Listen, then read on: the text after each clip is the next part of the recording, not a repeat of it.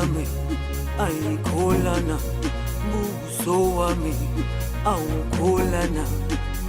Ilondoloze zuhambe nami, dawo yami ayikholana, buso wami awukholana. Ilondoloze zuhambe nami.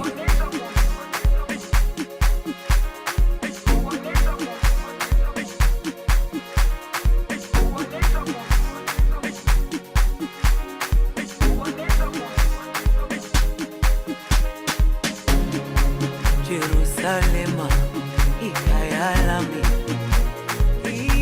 ilondoloze uhambe nami, zungangishilana.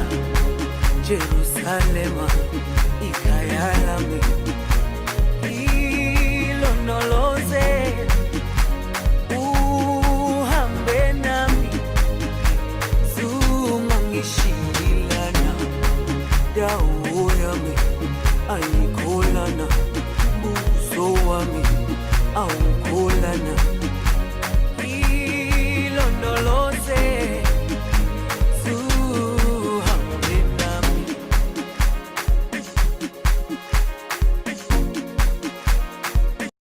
Okay, it is 2 minutes past the time we are supposed to begin. I just want to do a quick roll call just to be sure that my speakers are present. Donald, could you say hi? Just say hi so I know you are here and you're ready. Hello. Hi, thank you so much. Tolu, are you in the room? Hello, yes, I am. Good Yes, afternoon. Thank you so much, Tolu. Thank you so much for joining. And there's one more person, Ntabiseng. Are you in the room? So I can have my team send a quick reminder. I don't see the third speaker, rather. I want to check if our partners are in the room. Akan, can you confirm that you're in the room from Clicking Generation? Okay, Eno, can you confirm? And Dawn. Hi, Bideni. Awesome. Thank you so much. I see, Eno. All right, so we are going to get started. Thank you so much for joining. Before we dive in, let us do a bit of housekeeping so everyone knows how today will run.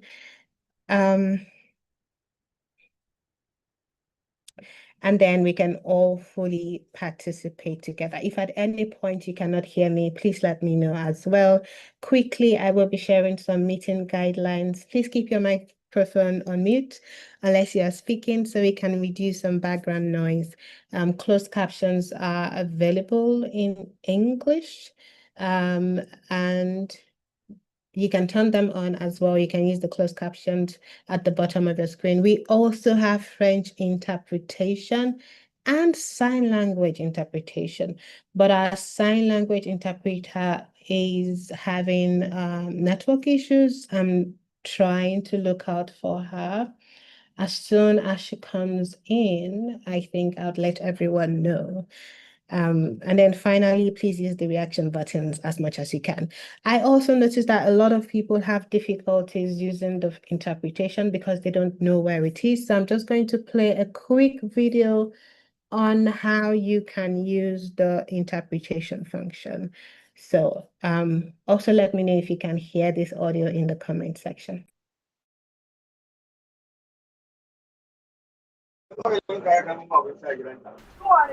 So if you as a participant of this webinar wants to listen to this conversation in French, all you have to do is click on the interpretation button and go to the French room. That is all you need to do, and you will hear everything about this webinar in French. If you want to hear everything in English, you can click the English room right here, or you can simply click on the original audio because the entire webinar will be done in English anyway and the interpretation will be off. Now, for those of us that would require the sign language option, again, come here to the interpretation button and click on sign language. Once you do that, you will see the sign language interpreter on your screen, and you can join the meeting and feel like you are part of the meeting. Okay, I'm also going to play this video in French for those that are still in the main room and are French speaking. Le webinaire, vous souhaitez écouter cette conversation en français, il vous suffit de cliquer sur le bouton interprétation et de sélectionner ce canal français. C'est tout. Et vous entendrez tout le webinaire en français. Si vous préférez tout entendre en anglais, vous pouvez cliquer sur le canal anglais ou simplement choisir audio original. Puisque le webinaire est entièrement en anglais et que l'interprétation sera désactivée.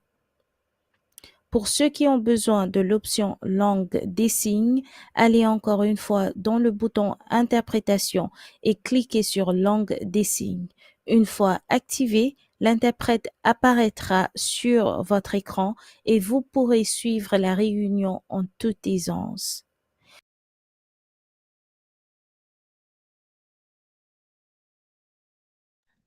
All right, so I hope that helped everyone. I really hope it did.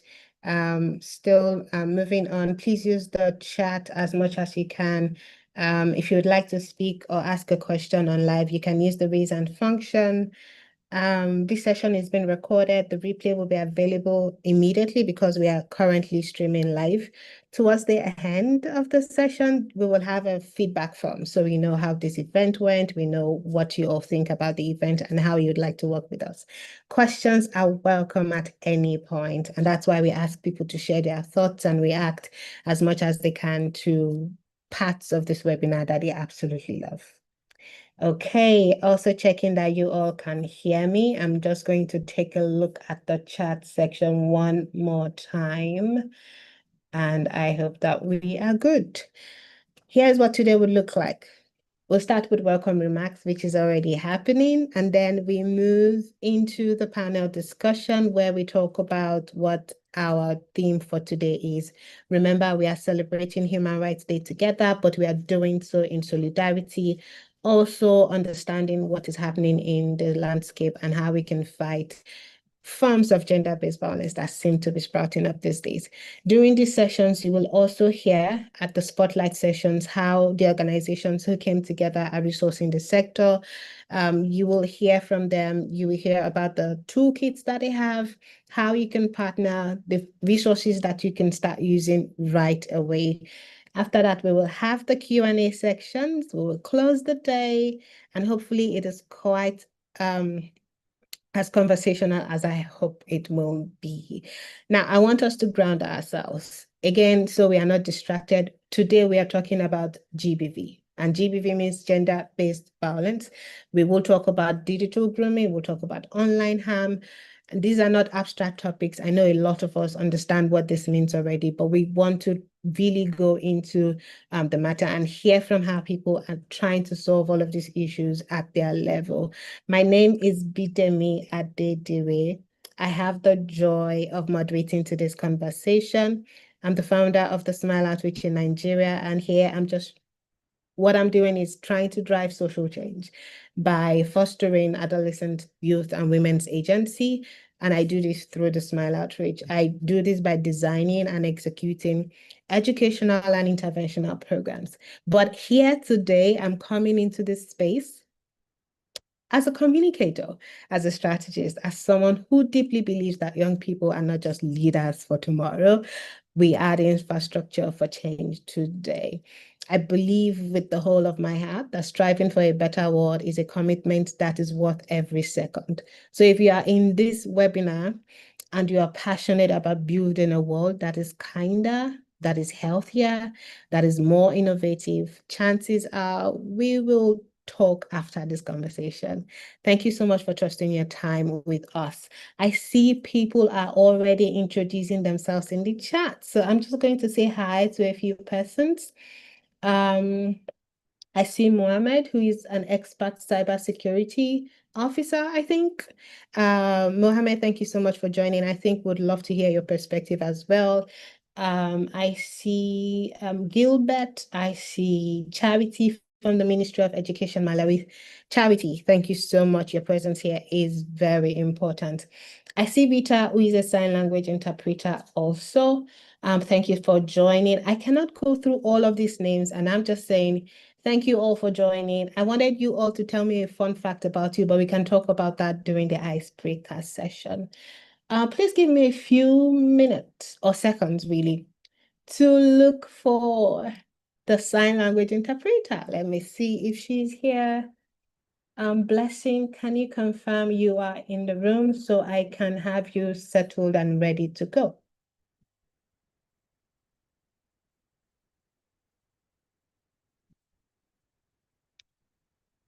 Okay, I do not hear Blessing. But okay, I also want to check that you all can hear me. Please confirm that my audio is on, that you can hear me.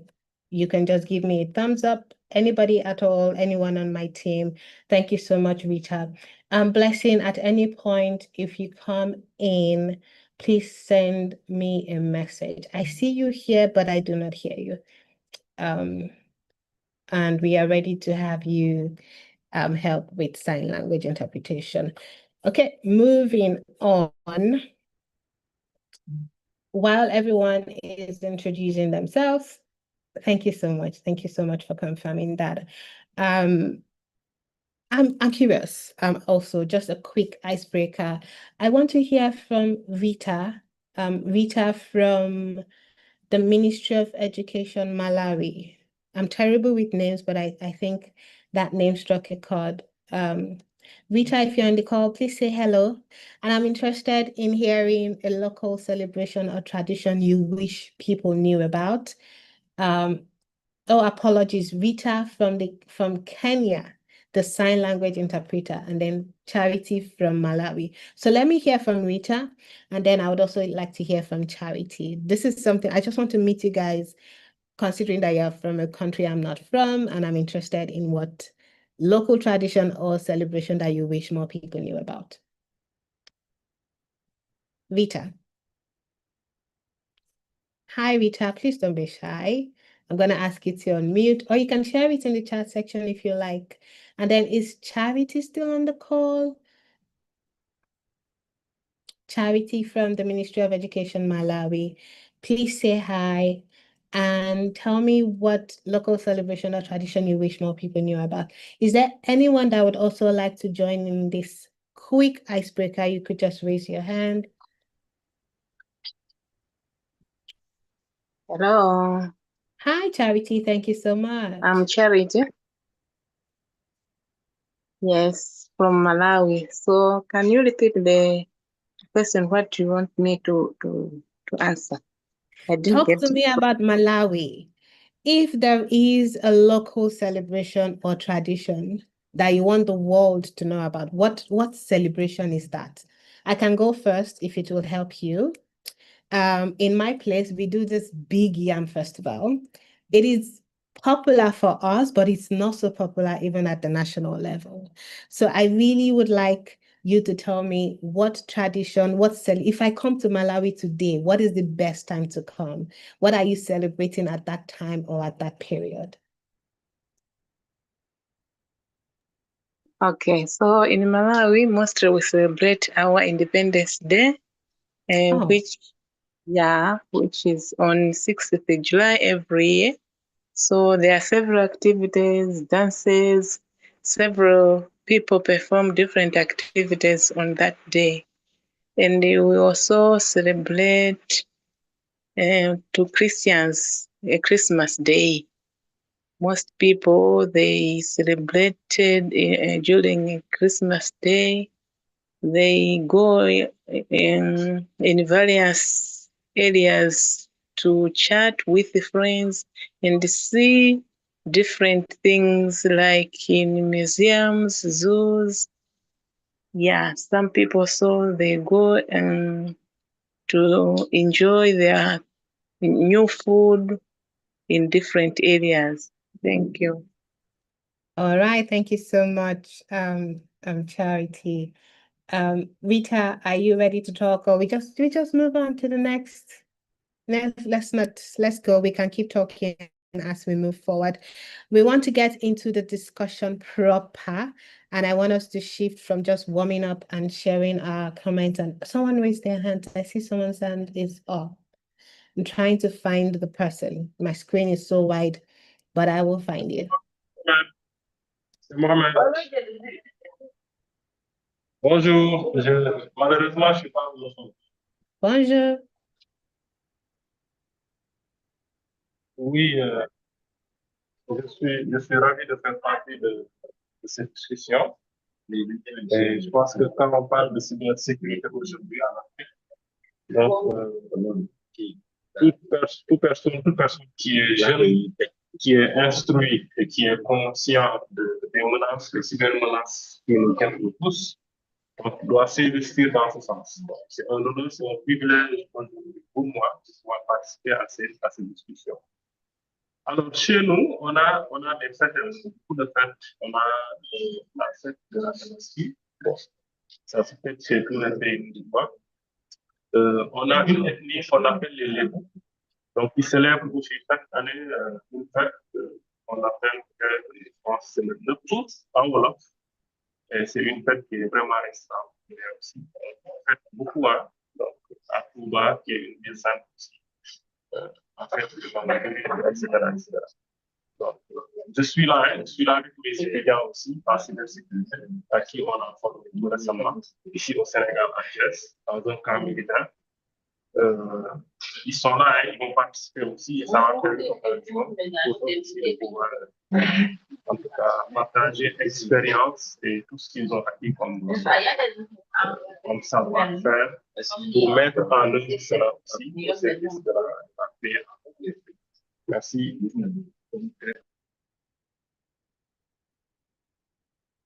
Thank you so much. That was amazing. Thank you for sharing your tradition, and thank you for joining and, appreciating the importance of this conversation. We have to go now into the discussion proper, and I want to show everyone. I can't find everyone in my call, but if you can confirm that you can see my screen, that would be great. This event is a tri-regional event, and there is a reason we are gathered. I would like to bring the person responsible for today's gathering. His name is Eno. He will be talking about Amaze, telling us, about our partnerships, what Amaze does, their current work in Africa, and also leading us to the watch party that we're about to share with everyone. Eno, if you are ready, please unmute yourself and feel free to address the room. So, Bidemi, and thank you, and hello, everyone. I hope you can all hear me. Today is not really a day for Amaze, it's a day for the partners. It's a day we are celebrating the 16 days activism against GBV. And so permit me to be quite brief with my opening remarks. And thank you very much for the honor. My name is Eno Awa George Stevens. I am the Amaze International Regional Consultant for Africa. And at Amaze, we transform how young people access comprehensive, accurate, and age-appropriate sex education. And we do so through digital, engaging, and youth-friendly content. Now, Amaze really is a global initiative that uses short, animated, relatable videos to provide adolescents with information they need to understand not only their bodies, but relationships, consent, and rights. And our approach is very simple, but I think it's very powerful. What we do is that we break down complex sexual and reproductive health issues into content young people can understand, they can relate with, and we use digital platforms that they already trust and are engaging with. And in Africa, our focus is really on co-creating with young people. And I'm very happy that today we have a lot of young people. Thank you, Mohammed, for having even young people join and watch the conversation together with you in Senegal. It's quite interesting to hear that. And we want to strengthen our partnerships in schools, in ministries, but also with youth-serving organizations and ensuring that sex education is inclusive, is accessible, and is grounded in young people's lived experiences. Today, we are talking about GBV, and gender-based violence does not begin with the act itself. It begins with harmful norms, it begins with misinformation, it begins with silence and power imbalances. And we are here to talk about that. And at Amaze, we tackle these root causes. And how we do so? We promote bodily autonomy, we promote consent, respect, and healthy relationships. We address topics like online harassment, bullying, power dynamics, gender norms, and LGBTIQ stigma. And we also provide tools to young people to recognize abuse, to seek help, and to support their peers. And across the continent, young people are not just consumers of information. We believe that young people are also creators, they are organizers, they are digital advocates. And we support young people through Amaze by providing training to young people, sharing evidence-based content. And we believe that during the 16 days of activism, we have seen how young people are using the Amaze content to spark conversations about consent on TikTok, host creative community educations within WhatsApp communities, but also counter misinformation with the simple resources we have. And I think it's quite important that today we are having this discussion. We are having this discussion to hear from young people, but also to strengthen digital spaces where young people can access SRHR information. Thank you very much to our partners, the Smart Outreach, the Clicking Generation, Love Matters DRC, for putting together all of this. And I'm really looking forward to having a powerful discussion with all of you and also hear from the panel what we have to talk about, ending GBV and investing in youth-led digital SRHR mobilization. It is not an option. It's essential that we all stand together to end GBV. Thank you very much, Bidemi, and I'll hand over the mic back to you. Thank you so much, Edna. That was amazing. By the way, I wanted to share a quick video. This video is just one of the thousands of videos that Amaze has been able to create in partnership with partners across the globe, not just African partners. The reason we are sharing this video is to show you all how simple they break down complex matters and how they connect with young people across different languages, different geographies as well. So I will be playing the video that says 5 ways to improve body confidence. It's just 2 minutes. It's also part of the reason we're sharing it because it's really short and quick. And hopefully you all can visit the Amaze YouTube channel and check out more videos that can help connect with your audiences, especially if you work with young people. So I will be playing that video now. Let's see if it works. Oh, my beautiful new phone! 35 millimeters thinner than this old one. Oh, and those sexy curved edges. Wait, is this the new one? Body image includes your thoughts and feelings about your body. Those thoughts can change from time to time. When a person likes their body just the way it is, it can boost their confidence. But many teens, at times, may be unhappy with the way their body looks, and it can often bring down their self-esteem. If you have trouble loving the body that you have, there are ways to improve your body confidence. A huge part about having a healthy relationship with your body is to not body shame yourself. Try not to make negative comments about your own physical appearance. Be kind and respectful to yourself and your body. Another key part about body image is to not compare your body to the bodies of other people.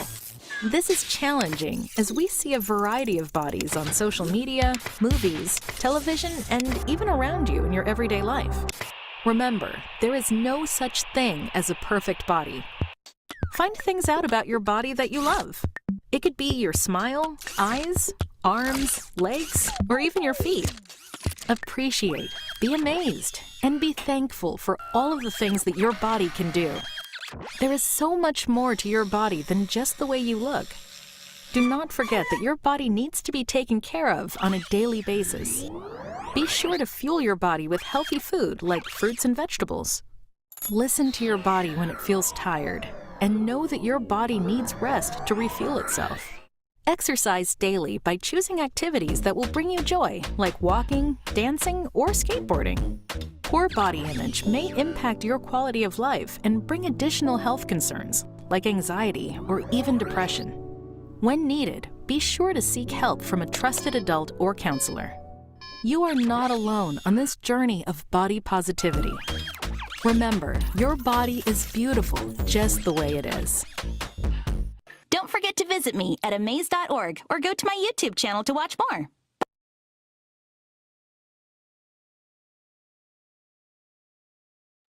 Okay, I'm hoping you all heard the sound as well. Sometimes technology can be very tricky. Please let me know if you heard if you saw not just the video, but also heard the voices and the sound, because that's very important. Now, that is just an example. There are lots of video. Thank you so much, Alu, for confirming that. And I'm so glad you're here.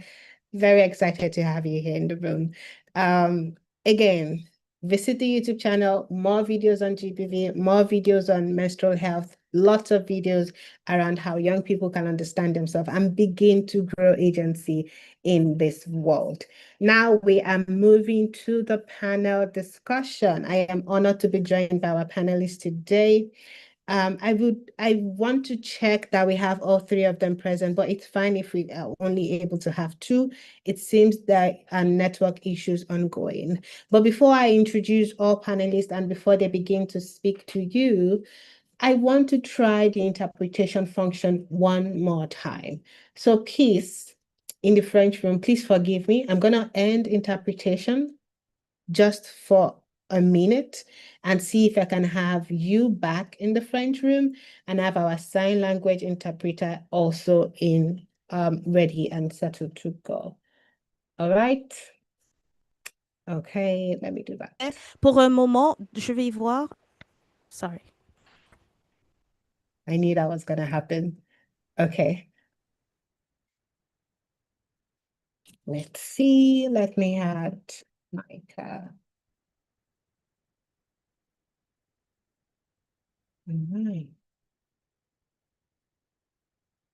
Okay, Peace, you are back in the French room. Please go on as you have been doing. Thank you so much. Blessing, I'm unable to add you to the room, and I don't know if you're in, but I would look for you and maybe pin you on the screen so everyone can see you. Rather than reading the full bios of our panelists, I want to start with a more personal question. I would have Donald come up and tell us what inspired him to start using his voice and his platform for impact, especially around gender, around rights, or digital safety. And this is a question all of our speakers will answer. So we don't just read the bios, and I mean, these are amazing, excellent panel today. So let's hear from them why they started this in the first place. And I hope that inspires young people in the room. Donald, let's hear from you. And then after you, you can pass the mic to Tosin. Thank you. Can you confirm if you can hear me? Absolutely, thank you. Yes. So my name is Don Tererai. I'm a digital learning specialist with the UNESCO Regional Office for Southern Africa. So my initial interest was basically on creating memorable learning experiences using digital technology. This is just in general, regardless of the subject or the topic. But my current work with UNESCO focuses on creating digital learning experiences, particularly on the topics of SRHR and sexuality education. And once I got into this particular field, applying my experiences in learning design and learning architecture, I realized this is actually an important contemporary conversation that we need to have in order to make sure that we have a new generation of young people who are healthy and understand their rights, especially in online spaces. Thank you.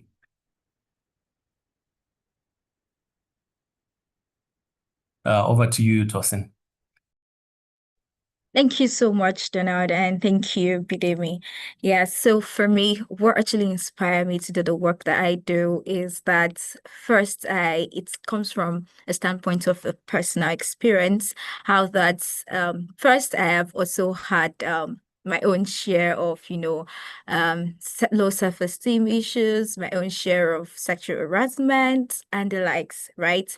And then I know that there are so many young girls like me who do not even know how to go about it. Also, for someone who comes from a conservative background, not even having to talk about what menstrual health hygiene is all about, and you just grew up and it's expected that you know it, you should understand, you should flow with it, right? So why not just be that person, that standpoint that also help other people coming up to see that, oh, this is what this thing is all about. We're giving you the explanation, we're encouraging you, we're helping you, and it makes the job really easier, right? And not having them or leaving them to just figure it out. So yeah, this actually is the inspiration behind the work that I do. Thank you. Thank you so much,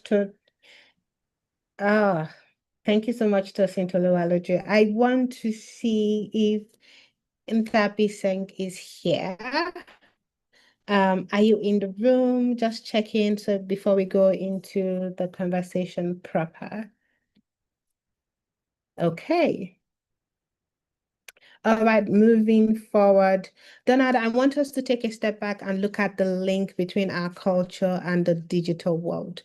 Many of the harmful norms that we grew up with, silence, shame, power imbalance, some of the things Tosin just talked about now, they don't disappear when young people go online. In fact, we often see those same patterns showing up on social media, on messaging apps, and even inside digital platforms that are created by, institutes that you think are safe spaces, would create rather safe spaces for young people. So when we think about online harm today, how do these harmful cultural norms and online behavior intersect? Why are these old patterns of control and manipulation still happening? And it just looks like they are migrating online. Donald, are you on the call? Yes. Thank you. So one of the things that we have learned at UNESCO as we've implemented digital interventions is how digital spaces can help reaching marginalized groups and actually scaling interventions at very low cost. And I think this is one of the key reasons why we see harmful cultural norms migrating to digital and online spaces. So while these spaces help reach marginalized groups, reach scaling of intervention, reach amplifying of messages and so on, which sometimes are positive, they also have the potential to really exacerbate inequalities and fuel discrimination that we already see in non-digital and offline spaces. So these harmful cultural norms that you've mentioned, including gender inequality, hierarchical control, stigmatization of certain groups and so on, they really intersect with online behaviors by amplifying already existing power imbalances. If I can give an example, one of the key issues is actually access itself. So the data that we have shows that there's an increasing gender gap where more men than women use internet in all regions of the world. So this has always been an inequality before the internet. There was a technological gap between men and women, and this has only grown further as we've gone into digital online spaces. So we see amplification of already existing cultural norms in online spaces. And the other way that we have seen how this manifests is through the three main risks that we've seen in online spaces. And these are content risks, contact risks, and conduct risks. So content risks are the information that is shared online. Where we already had harmful information or misinformation, disinformation, and so on in offline and smaller community spaces, we find that with new technologies, it's easier to amplify and share these and scale them online and reach even more people than was possible before. When it comes to contact, this is how, for example, young people participate in risky communications online, who is able to reach them, and how they can have this contact sometimes with people who mean harm to them.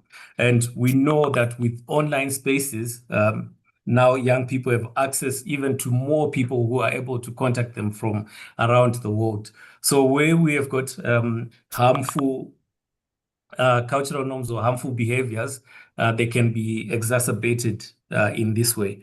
And the last one is on conduct risks. So on conduct risks, this is how people conduct themselves when they are online, both as potential victims or as potential perpetrators of harms against others. We've noticed sometimes that people are bystanders where they see things like technology-facilitated GBV.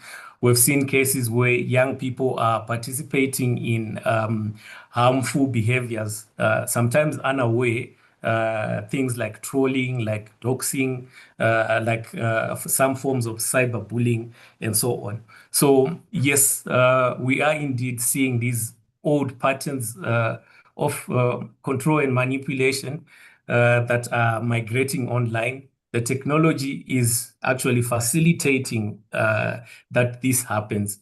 But also what we have learned in interventions in East and Southern Africa is as much as some spaces can be harmful, technologies also give us an opportunity to create safer spaces where young people can get the correct information. They can understand how to conduct themselves online, what to do if they are victims of these harms, how to report, for example, and if they have been perpetrators before, to understand how some of their behaviors, which might seem like contributions to discussions, are actually harmful to other people. So I would say, yes, we are seeing these old patterns emerging, and there's really some work to be done in order to counter them. Thank you. Thank you so much, Donald. And yes, I agree. It seems technology tends to amplify already existing traditions and norms, but that is also why you and I are in this space. So we amplify what is good. We use technology for good. And I like that you've also answered some of the questions that I wanted to ask. But just one thing, and very quickly, so we can go to the next speaker. I think, like you mentioned, you said sometimes unintentionally, young people begin to do things like trolling, and then it grows to become something else. So how do we help young people to identify that now you are beginning to partake in online harm? Or how can they begin to identify digital grooming acts, which, by the way, we will talk about later, because that's what I'm really big on. What are those telltale signs that would help any young person at all to know this is what is beginning to happen as I use these tools? Yes, thank you. So I don't think the responsibility should fall to young people alone. I think it's these are emerging issues, and they really need to be solved from a structural perspective. So I think it starts with policies from government. For example, we've worked at UNESCO. We've worked with governments to create policies on online safety broadly, with ministries of ICT, and also maybe if we narrow it down to work with ministries of education to create guidelines for schools. How can they keep young people safe online? So this would include guidelines for head teachers, guidelines for teachers and librarians, and guidelines for students themselves, so that they understand and are aware of some of the harms that can happen online. And the conversation also continues outside of school.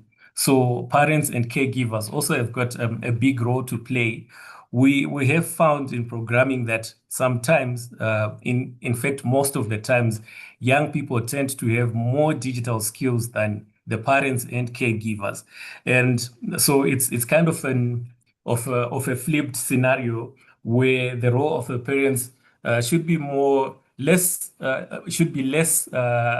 surveillance and more around communication, so that young people are able to feel free to share and have open conversations with their parents, with their caregivers, so that they can be able to spot some of these harms, and where they see or where they are victims, they know where to go to, where to report. Thank you. Thank you so much, Donald. I like how you talked about making these things simple, making them, and I think that's why, in part, that's why our partnership with Amaze is very crucial, and our partnership with all of the regional partners, some of them here in the room. We want to ensure that what we're passing across is as digestible as possible. And it is one of the most difficult things you can do. How do you communicate this? How can a 5-year-old understand this, for example? This is why we are here to innovate. So let me move to let me move to Tosin Toluwaloju. I keep saying Tolu first, but you are Tosin first. One thing that has come up again and again in our submissions for this event and also in our work is how gender norms are still shaping young people's experiences. As young as they are, they have more agency, they have access to the internet. There seem to be more power, but somehow gender-based violence is still happening, still reoccurring online and offline. I wonder how can we become powerful allies, the older generations, that would help younger generations to reshape and, if possible, put an end to these harmful traditional practices. Yeah, thank you so much for the question. So first, I think that it's also important that we even get to like explain what ally is. Ally simply means like how can we support, how can we partner, how can we be friends, to ensure that we're able to challenge this gender norm. So I don't think that's, or let me start by saying that gender norms did not fall from the sky, right? These are things that we learned from our homes, from our streets, from our churches, more schools. Even for us in Nigeria, we watched it on Nollywood, right? Movies and everything. And so for us to change them, we must first be ready to even unlearn. We must first be ready to identify that, oh, this is actually, can we reshape this? Can we realign this and all of that? So we must be able to ask questions as well, and then we must ensure that amplified voices, because we see that you get to hear, oh, we should speak up, we should talk about this, we should be able to challenge the norms and everything. But are we actually listening to all of these things that we are saying, that people are saying? Are we listening? Are we giving our ears to it? So some of the ways that I think that we can do this is to ensure that amplified voice are not ignored. We should respect survivors. We should allow survivors, share their stories respectfully. And also we should use digital influence responsibly.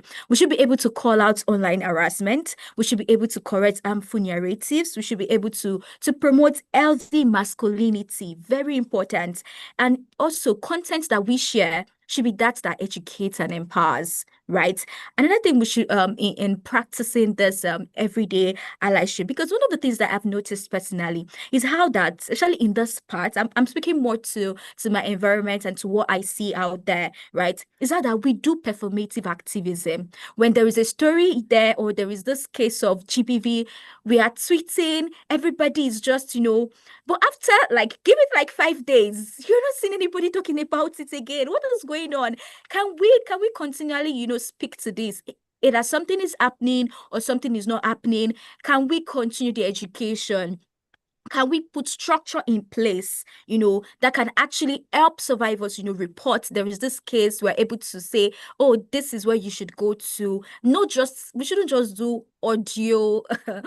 I wanted to say audio money, but no, we shouldn't just do audio, like we're just talking and there's actually no action. That I think is something that would help. And also we should work on community building and support. Let our institutions be accountable. In the media, there are certain theories regarding media communications generally, where we have the gender setting theory, social learning theory, and even the cultivation theory. Now, I want to just briefly summarize all of those things. Now, for cultivation theory is more like, or rather the social learning theory is more like, people tend to imitate what they see. They tend to, kind of, observe, learn by observing. Agenda center theory simply means that, the media is able to amplify an issue and then everybody start talking about it. Why cultivation theory speaks to consistency of you speaking to something. So if we're able to use all of those things, especially as it relates to the media, to ensure that what we are putting out there are educating, they're empowering, they're things that actually speak to, gender-based violence. People are learning, I shouldn't act this way. I shouldn't treat a woman like this. This is the right thing. So on this, I really want to say, I watched a video that was played earlier and it was so beautiful. Can we have more of that, even in the mainstream media, for people to hear, for people to see? It goes a long way, in helping us be good allies and in actually, challenging the norms. Then our religious bodies, our schools, our church, our schools, our churches rather, and mosque, right? These are not issues that shouldn't be talked, because people's mind are also being shaped in the churches and the mosque. They listen to their cleric, they listen to their pastors. Now, can our pastors, our affairs, also talk about this and say, this is how these things should be. This is what it entails, right? And education in schools as well. It shouldn't be just when there is a problem or there is a crisis or there is this story out there, and that is only when we know that, let's start going to schools, let's start educating people. I feel like it's even more important when something is not happening and we're already proactive, we're already sharing, we're already talking about it. And that's even before it happens, right? The next person already knows what to do, knows how to handle the situation. And also all of these things in terms of even our government policies, what are the things that are being put in place? What's the legislation saying? What was happening as it gone through the first, second reading, as it be accepted into law?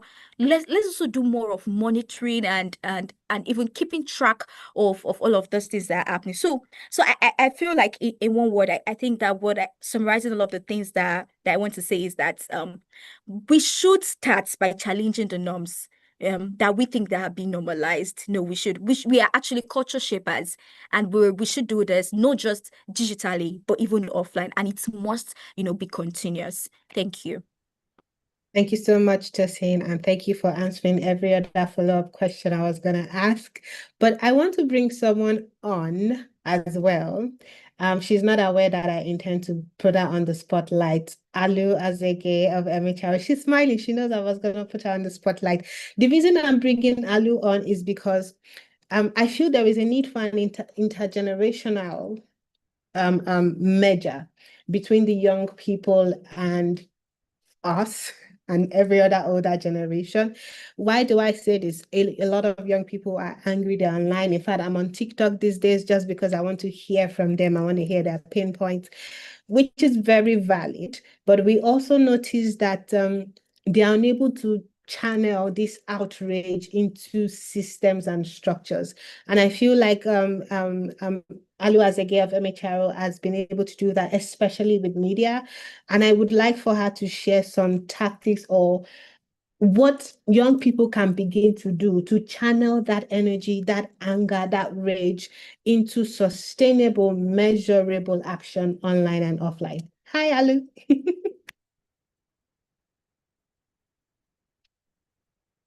Hello, Bidemi. Why was I expecting this?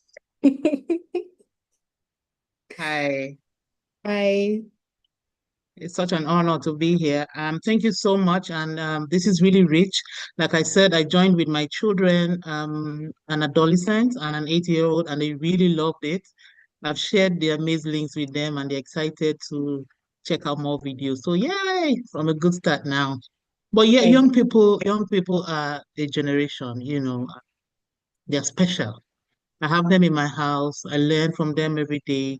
And it's really, really intriguing to see how the world is evolving for good. However, if we don't take time, this good will outdo us. So it's really, really critical for us to look at the good in it. I was at a conference, UNESCO at the Digital Week in October.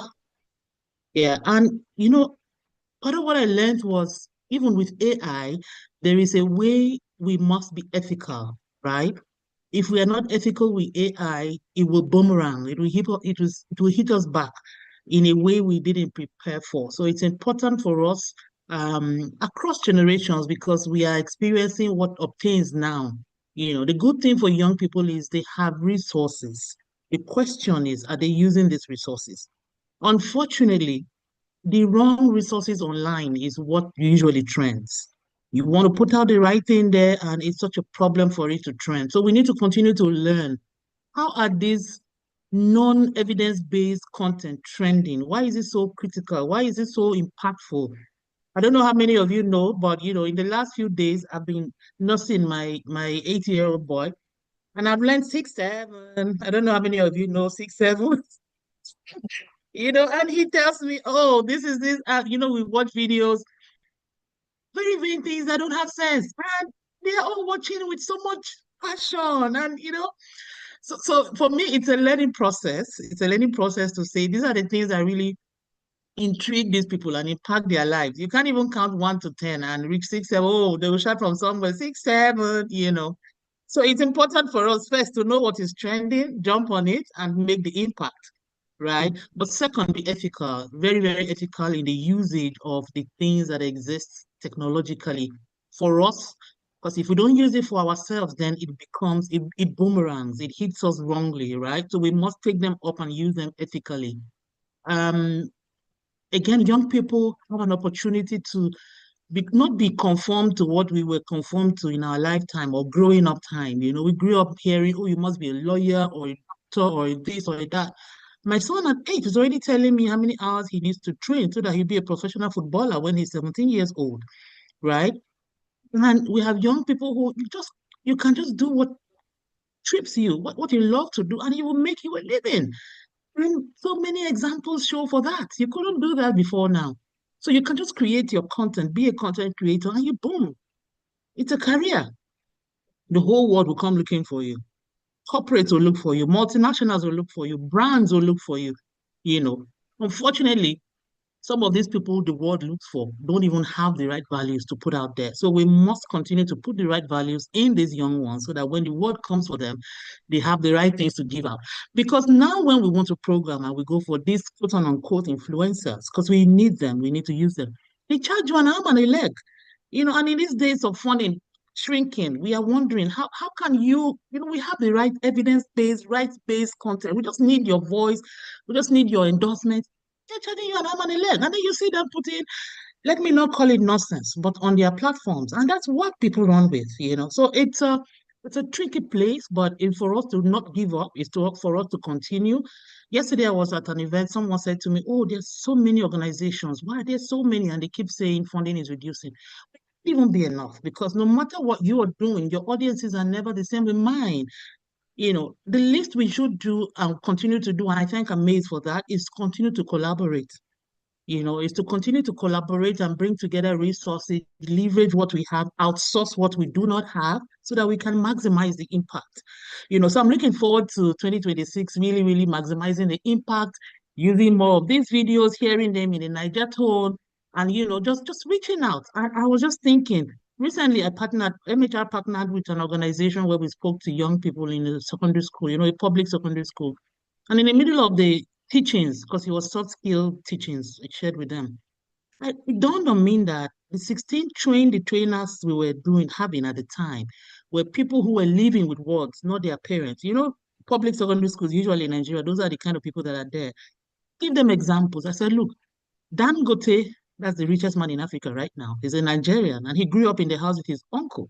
He didn't grow up with his father. He was never pampered. And so don't even think you are disadvantaged, And they were tripped. A few of them came to me thereafter, like, really? you mean Dangote didn't grow up with the mother or the father? And then they told me, look, we don't even sleep. We don't sleep enough.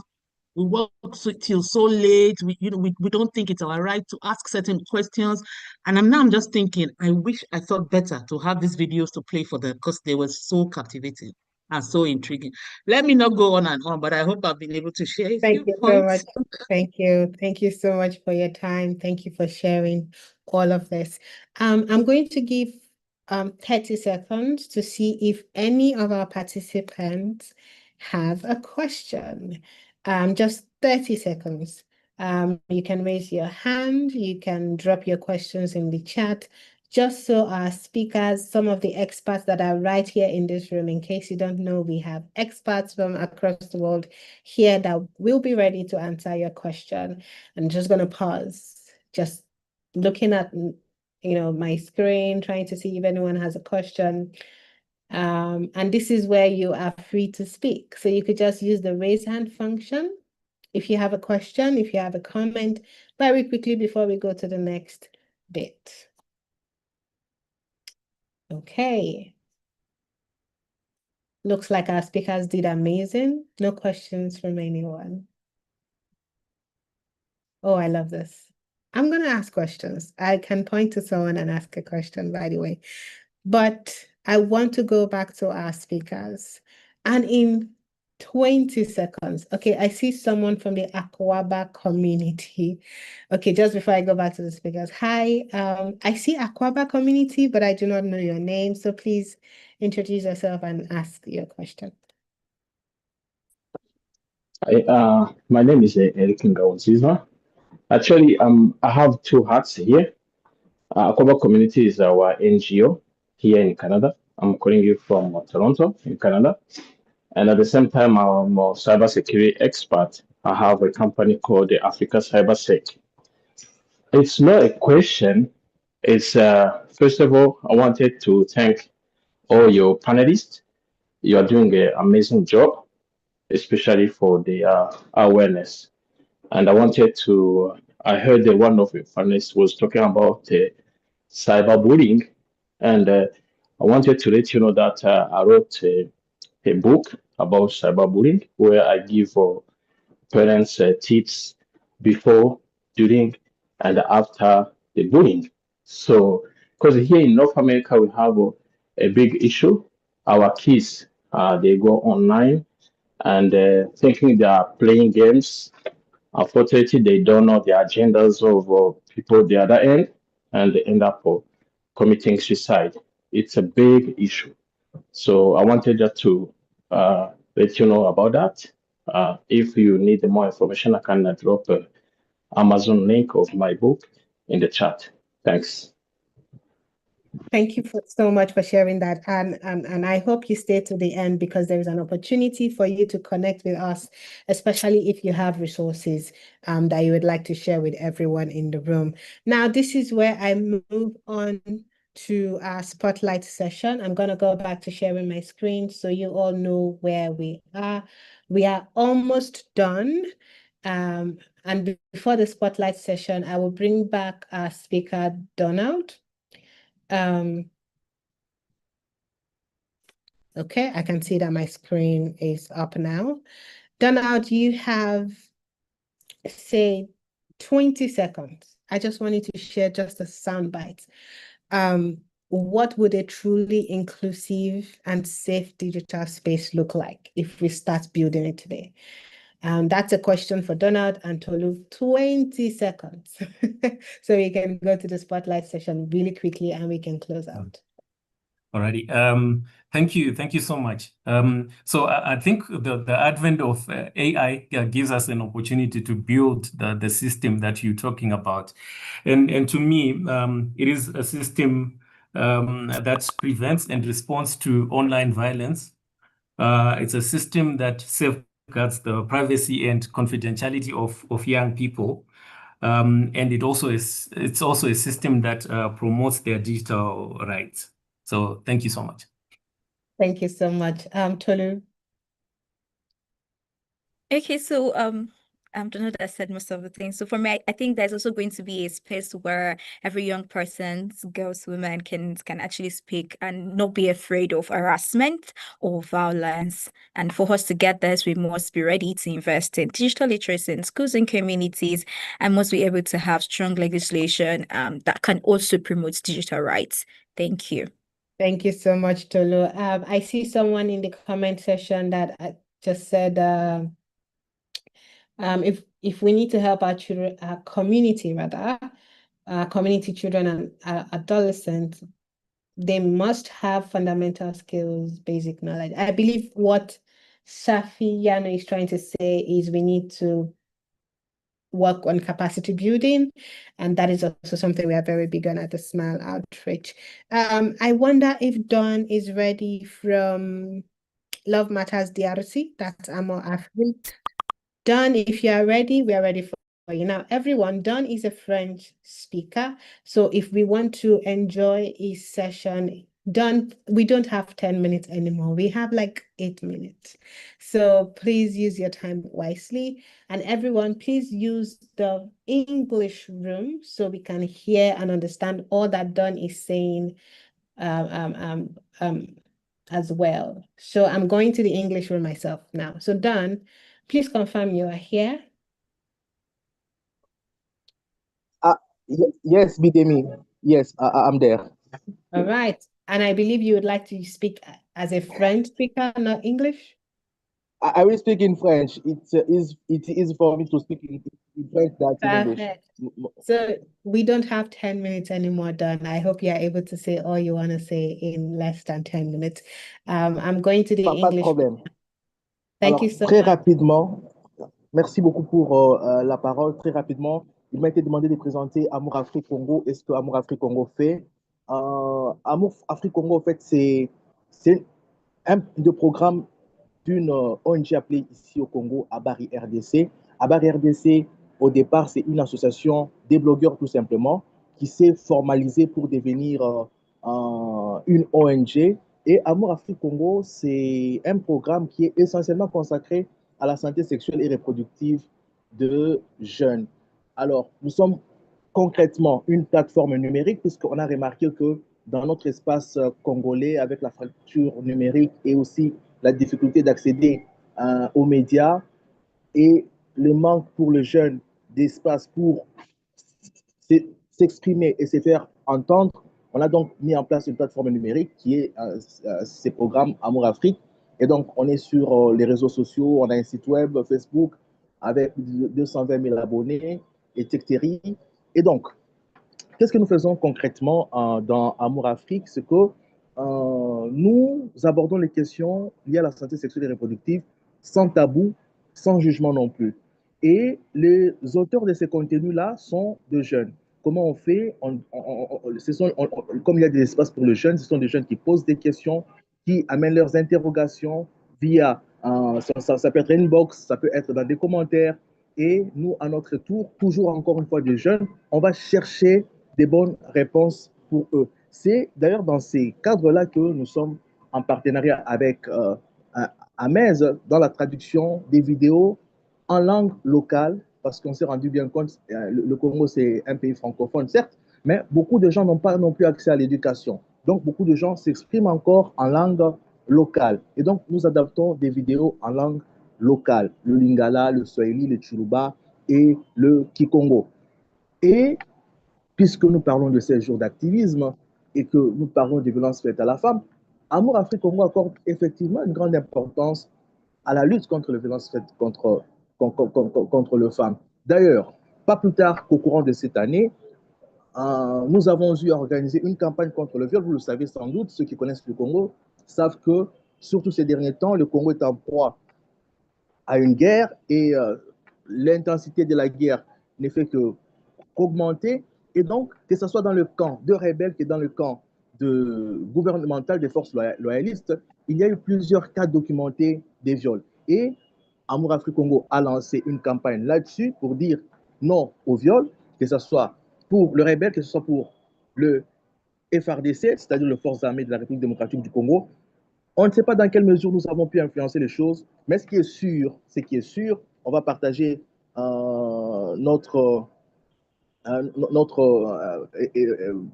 document d'intervention et tout le monde pourrait voir ce qui a été fait. Et donc, pendant cette période-là, comme je le disais, nous ne savons pas dans quelle mesure nous avons pu influencer les décisions des décideurs, mais ce qui est sûr est que pendant cette période-là, en commençant par la présidence jusque dans la communication des forces armées, il y a eu beaucoup de communication autour de la question du viol pour dire que même les forces loyalistes qui violent sont passibles, peuvent être traduits en justice. Et le président a même évoqué cela au cours d'un conseil de ministres. Il y a eu des communications dans ce sens-là des FARDC. Et pour nous, ça a été quelque chose de très, très considérable parce que, du moins, c'est pendant la période où nous nous mettons à faire beaucoup de bruit autour de cette question de viol qu'il y a eu finalement cette libération de la parole, même dans le camp de la présidence ou le camp du gouvernement, qui ne s'est pas caché de reconnaître qu'il y a des viols commis par certains éléments de nos forces armées et cela était passible de crimes. Et au-delà de ça, ce que nous avons contribué à plusieurs campagnes, à l'élaboration de plusieurs campagnes, à la mise en œuvre de plusieurs campagnes, notamment celle qui a été effectuée avec Ahmed sur les violences, sur le séjour d'activisme, sur les violences en ligne. Mais aussi, même en ce moment même, nous sommes, au moment où je vous parle, donc nous assistons à une double conférence. Je suis dans une autre conférence sur la clôture des séjours d'activisme, sur une autre campagne que nous avons organisée ici au travers d'une autre plateforme de notre ONG, Abari RDC, encore une fois sur le 16 jours d'activisme. Ici, notre rôle, nous avons expliqué comment nous luttons contre les violences faites à la femme. Depuis que nous avons été lancés, c'est grâce à la modération, puisque nous parlons du numérique, nous sommes en ligne, c'est grâce à la modération. Dès lors que nous avons lancé la plateforme Amour Afrique, nous avons mis en place une charte de modération pour protéger les femmes qui s'expriment. Tout le monde l'a dénoncé ici, souvent, surtout sur les questions de santé sexuelle et reproductive. Lorsque les femmes qui sont déjà minoritaires osent s'exprimer librement et publiquement, elles font l'objet de critiques, de menaces et tout ce que vous savez. Et donc, pour nous, il était question de mettre en place, dès le départ, dès la mise en place de nos plateformes, la modération joue un rôle essentiel pour protéger les femmes, pour encourager les hommes à plutôt encourager les femmes qui s'expriment sur les questions de santé sexuelle et reproductive, autant que les hommes ont cette liberté-là de s'exprimer. Et donc, voilà ce que nous avons pu faire cette année. Et peut-être pour finir par là, nous ne sommes pas peut-être à notre première fois pour parler des questions de violences basées sur le genre. Dans les passés, nous avons eu à faire d'autres campagnes plus impactantes comme une qu'on avait dénommée Vrai Mobali. Vrai Mobali parce que dans la terminologie congolaise, souvent on parle du vrai homme. Un vrai homme, c'est celui qui ne pleure pas. Un vrai homme, c'est celui qui ne s'occupe pas, qui ne fait pas le femme, des choses comme ça, qui ne peut pas préparer. Un vrai homme, c'est... Alors, nous avons fait une campagne avec comme thématique vrai homme, vrai mobali, dans une de nos langues vernaculaires ici, le lingala. Et ça a été une campagne à succès, puisque ça a engagé même des députés nationaux, des membres du gouvernement qui se sont exprimés et qui ont donné une vision autre que la vision traditionnelle que nous avons généralement dans notre société africaine d'un homme, à la limite, toujours harceleur. Voilà en quelques mots ce que je peux dire de Amour Afrique Congo et du travail que nous faisons. Et en cela, Amez nous aide beaucoup puisque nous avons eu, à travers sur des vidéos également, des violences basées sur le genre, notamment comment rester positif en étant en ligne, des questions sur l'acceptation de soi, parce que Eno, dans son introduction, le premier intervenant a dit, il faut des connaissances, les gens doivent connaître, et s'ils ont des connaissances, cela leur évite de harceler, cela leur permet également de faire face au harcèlement. Et donc, nous avons également travaillé sur plusieurs vidéos sur les violences basées sur le genre, notamment le harcèlement en ligne, comment rester positif en ligne, comment accepter son corps, etc., etc. Voilà pour ma petite intervention, pour ne pas vous prendre beaucoup de votre temps. Merci. Thank you so much, Dan. That was quite an update. My goodness. For those of you that are working in this space, this is just a call to partner with done and see how you can collaborate on several things that you do. I see hands raised, and I wonder if that is a question. I see Letitia. I can only take you for now because we need to move to the next spotlight. Hello. Okay, Oui, merci Bidemi. Je vais parler encore en français. Je suis des Amour Afrique Congo. Je travaille avec Don. Je sais qu'il y a peut-être des questions où les gens veulent savoir comment est-ce que nos modérations peuvent arriver à changer la perception des gens sur les violences basées sur le genre. La première expérience que nous avons eue, c'était en 2020, où on a organisé une campagne sur les 16 jours d'activisme. On posait des questions, surtout vers les hommes. On posait des questions pour les amener eux-mêmes à comprendre que soit ils sont à la base de nos changements sur la violence faite à la femme. Et deux fois, on publiait des vidéos où ces femmes qui ont été victimes des violences dans les coins reculés parlaient d'elles-mêmes, enfin, de susciter des questions et susciter des débats tout autour de ces jours d'activisme. À part ça, Amour Afrique Congo, nous allons travailler aussi avec d'autres organisations qui luttent contre les violences faites à la femme. Entre autres, Sofepadi, je sais que vous les connaissez.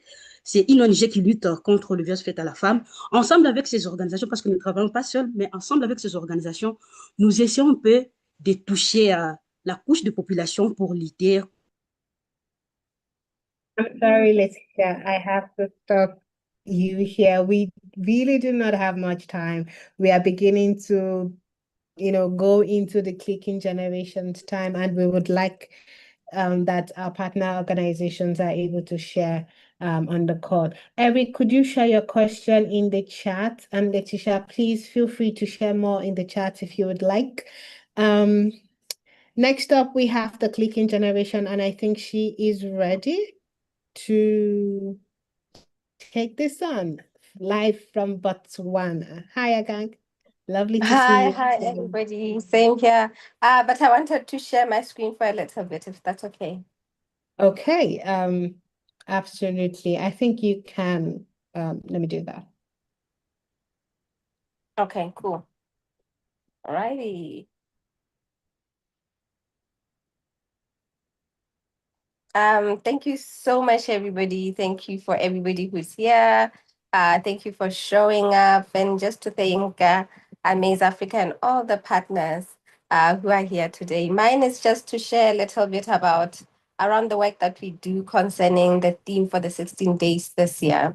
So we are the Clicking Generation from Botswana. So greetings from Gaborone. Today, I just want to highlight the work that we do around the digital future of our learners and everything. So the Clicking Generation is a very colorful organization. We work with young people. We work with kids and teens, and the main focus of our organization is to teach around digital skills. So whether it is coding, whether it is networking, we start our learners young. And one realization over time is that we realize that the online environment has become a lot more riskier. Kids are not safe online, and therefore we introduce modules that are quite... Hello? Okay. Apologies, you can continue. They can hear me? Yes, we can hear you. Continue. Okay, awesome. Alrighty. So we were quite intentional about dealing with online safety. So here I'm just quickly going to go around my presentation to say that there's that protection gap that exists between innovation and online presence, and what we need is to protect our children when they're online. So within Africa, we are, in order for us to thrive online, we need our children to be safe in that way. So this one just demonstrates the protection gap that exists and measures in which we can fill them follow shortly. So in order for us to be interconnected, to bring meaning, we need strategies. And this can be adopted by any organization, by all individuals. One is digital safety education for young people, awareness tools. And these GBV awareness tools, online safety tools, are with Amaze Africa. So they're there, they're interactive, they're relevant, and they speak the language that our children speak. And as well, we need young people to lead in advocacy through youth-led digital rights advocacy. And of course, without multi-stakeholder collaboration, nothing is possible. That's why we are here with all the partner organizations to bring these messages to you. So as we equip our young people with tools, we take away the fear that exists. So by recognizing online grooming, we encourage them to report, block when you are uncomfortable, and tell the next person, tell people that you trust, and just as well to keep an eye out for misinformation, disinformation, learn about the acts that exist in the country. What are the data protection acts in your specific country, whether you're in Nigeria, whether you're in the Congo, in Botswana, wherever you are? What does the law actually speak to when it talks to privacy and protection? Navigating social media safely and digital confidence. So I can assure you that we have these modules within the Clicking Generation, and a way in which we reach young people is through roadshows and speaking to different schools, addressing our learners through interactive, age-appropriate sessions. Pillar 2, tools, how to recognize deep fakes, and inappropriate age content as well. Your cyberbullying, trolling, doxing, we need to talk about these things freely, and this forms part of our curriculum at the moment. Number 3, around young people for young people. So as much as we can mentor young people, we need as well to create content that is relevant. Your TikToks talk better. So we need a way in which we speak to them in the language that they understand, that is relevant, that will actually bring impact. Right. So collaboration is everything. At the Clicking Generation, we work with educators, we work with different schools, we work with the Ministry of Education, and we've been very intentional with our cybersecurity mandate in terms of the topics, getting advice from cybersecurity experts and all of that. Eventually, we should be able and be very active in policy making to advise our lawmakers on the ground activities that actually bring back. So this one here, digital violence does not stop at the edge of the SIM card. So SIM card, we mean being online, but it should be collaboration from all stakeholders.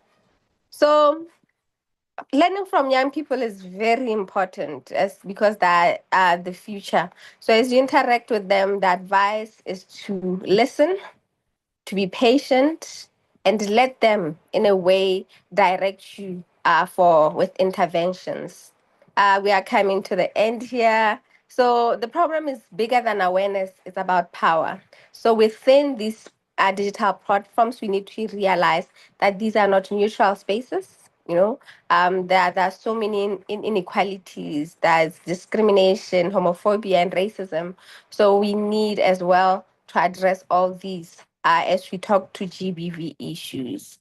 So we have tools. We need to be proactive and not reactive. And so remove fear. So this, as we wrap up, is just to say, let's eliminate fear. Let's eliminate fear.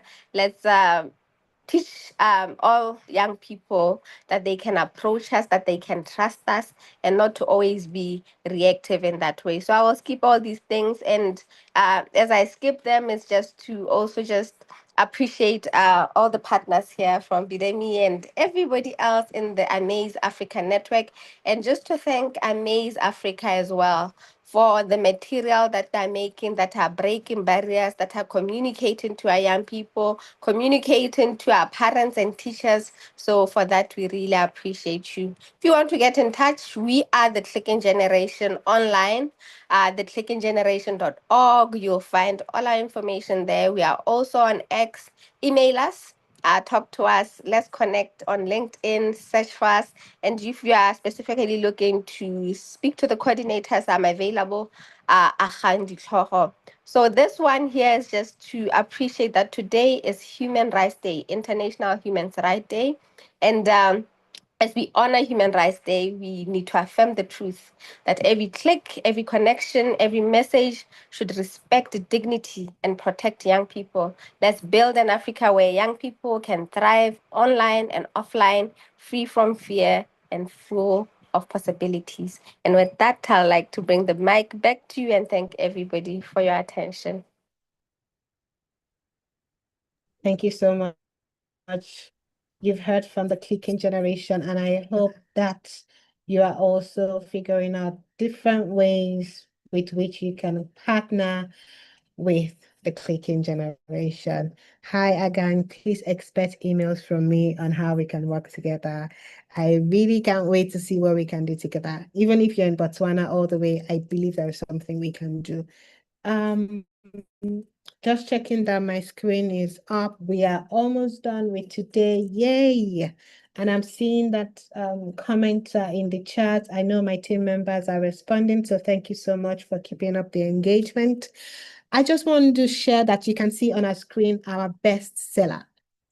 We don't sell our resources, by the way, but I just had to use that word because we have distributed more than 20,000 comics since we had this comic done with Amaze.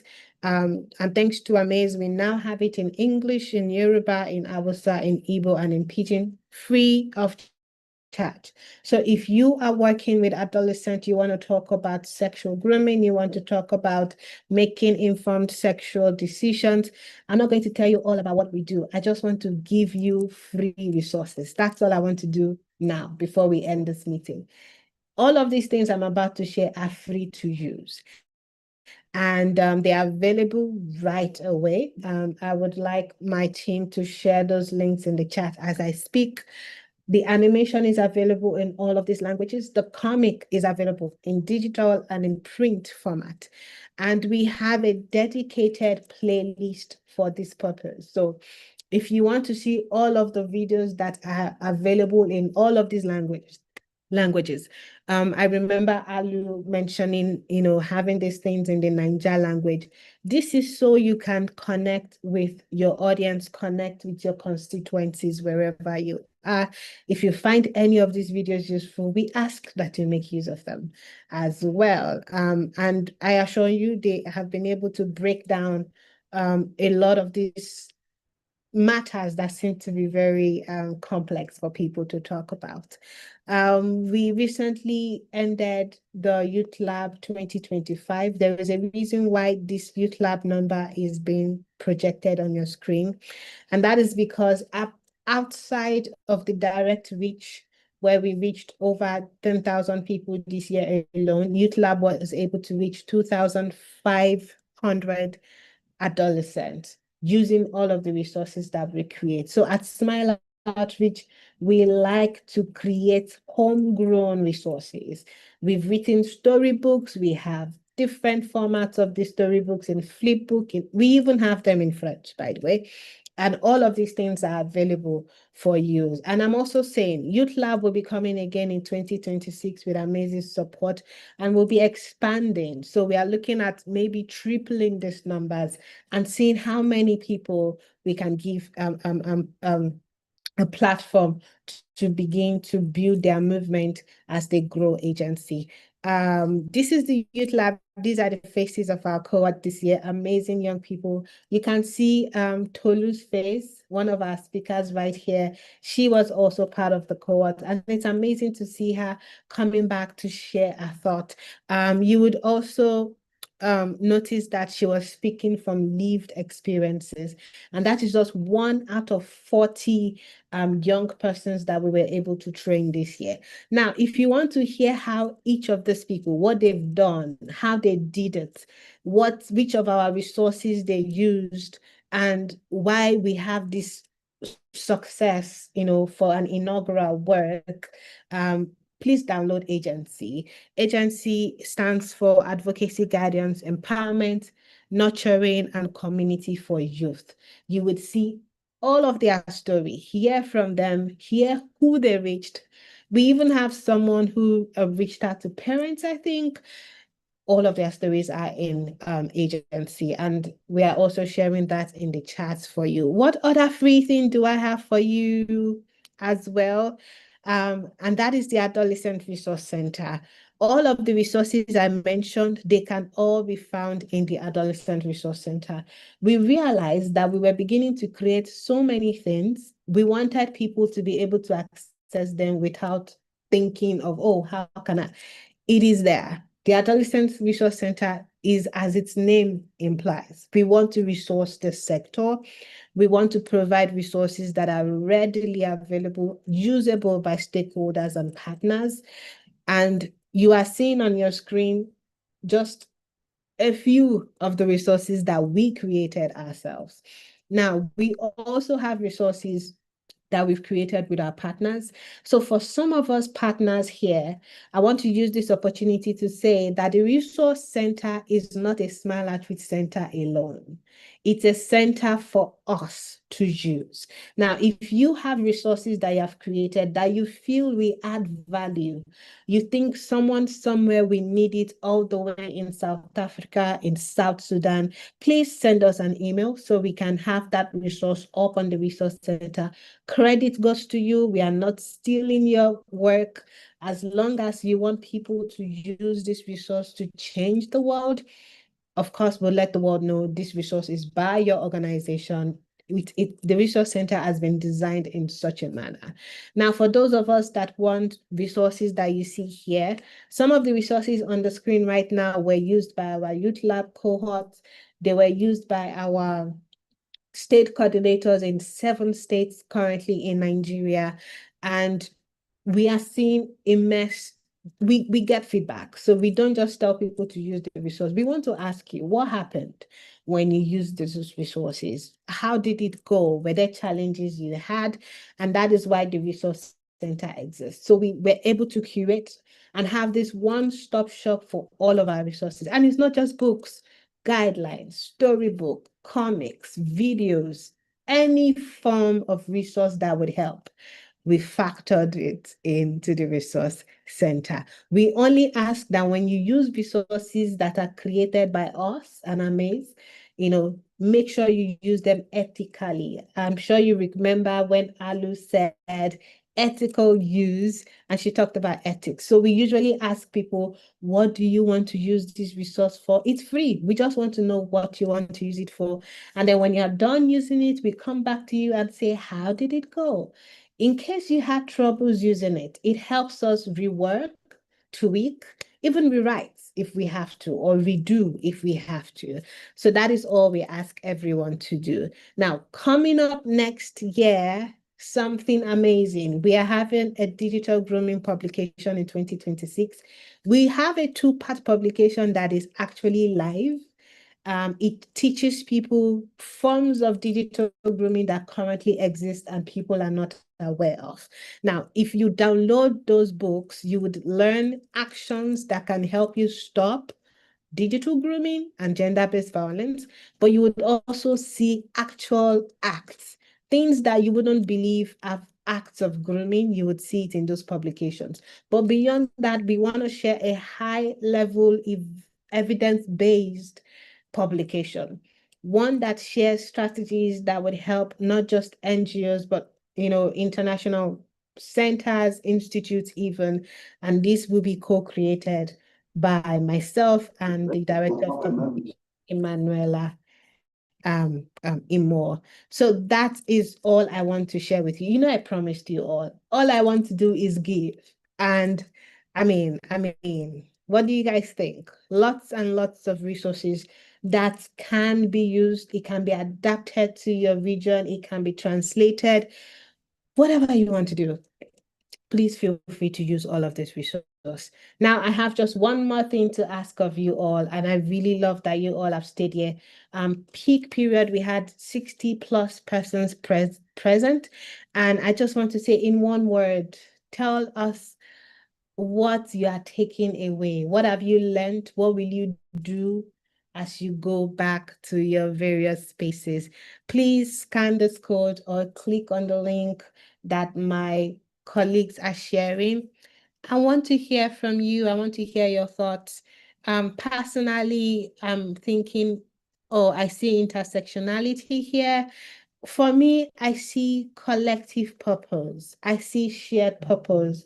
I know that some of us here do things that are similar, and that means it is a call for us to band together. I'm still waiting for some of you. We are done, but I want to hear from you. What insight are you taking into your journey today? What are you taking into your journey today? I see proactivity. That's an interesting one. Thank you all. I see intersectionality. I see collaboration. I like that collaboration just came out there. I love that. I see stronger together. Yes. I want to know who said stronger together, because that is the word. There is power when we come together. We do more when we come together. Impact is seen and felt in a tangible manner when we come together. So I love that one. I see system overhaul. Okay, that is serious. And I see digital literacy. I see digital defense. Thank you so much. Please keep it coming. And this is me saying thank you for joining this webinar. I am using this opportunity to also state that we will be sending you emails just asking if you are hoping to partner with us. If there are ways you see us working together as a result of what you've heard, let us partner. I see some words in French, so I don't speak French. And I wonder if Eno is in the room to help me with this one I'm seeing here. And so I see something around respect. I wonder if I can bring peace to the main room. But anyway, we'll figure that out when I see unity, I see sharing, I see local. And for me, I just say there is safety in numbers. Allow me to go back to my screen. If you want to partner with us again, we want to partner with you. And by the way, if you want to partner with any of the speakers, you want to partner with Amaze, you want to partner with the Clicking Generation, you want to partner with Love Matters DRC, it would get to them. I promise you. Just let us know, and that would happen. We would also come back to you asking you how this event was, what you thought about it, things you would like to hear about. Is there a topic you want us to discuss? Would you like to be a speaker in our next webinar? Are there areas of this webinar that we could improve on, we could expand on? We want to hear from you. And that is me saying thank you for being a part of this event. The work continues after we log off today. Happy Human Rights Day, everybody. Let's go off and do good. Very important that we do good. Thank you to Amaze. Thank you to our speakers. Thank you to Amo Afrique, the Clicking Generation. Thank you to myself. Thank you all for being a part of this journey. I'm going to leave these slides up for a few minutes, especially the ones that have the partner with us, the feedback form, but I'll just have music play while you all say your goodbyes in the chat. If you want us to connect with you on LinkedIn, this is the space to do that. Tell us what you do. Tell us how we can connect with you. Share all of that information right here. Bye, everybody.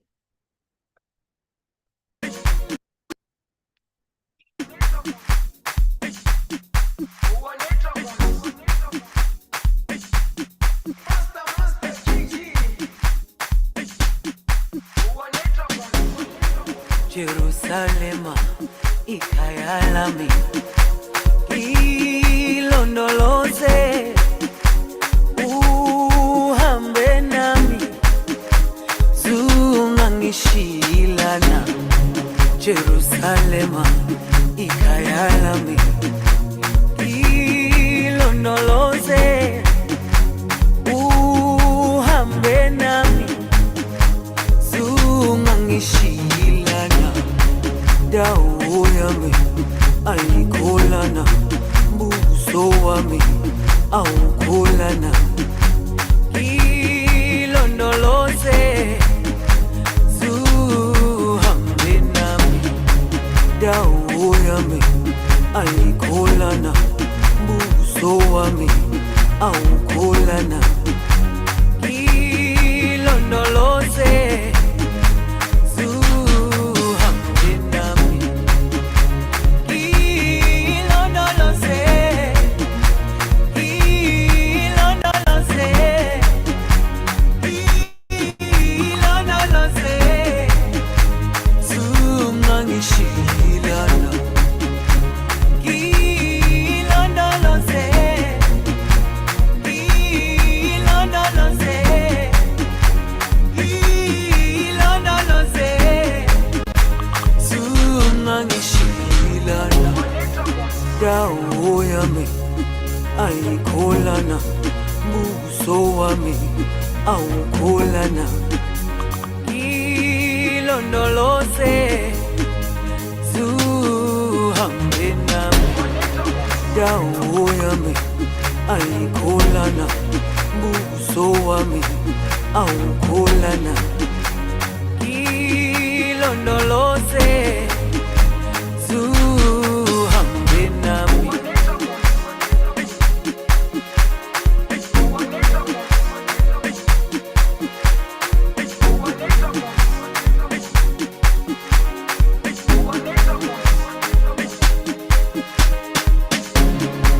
Jerusalema ikayalami, ilondoloze, uhambe nami, zungangishilana, Jerusalema ikayalami, ilondoloze, uhambe nami, zungangishilana, dawo yami ayikholana, buso wami awukholana,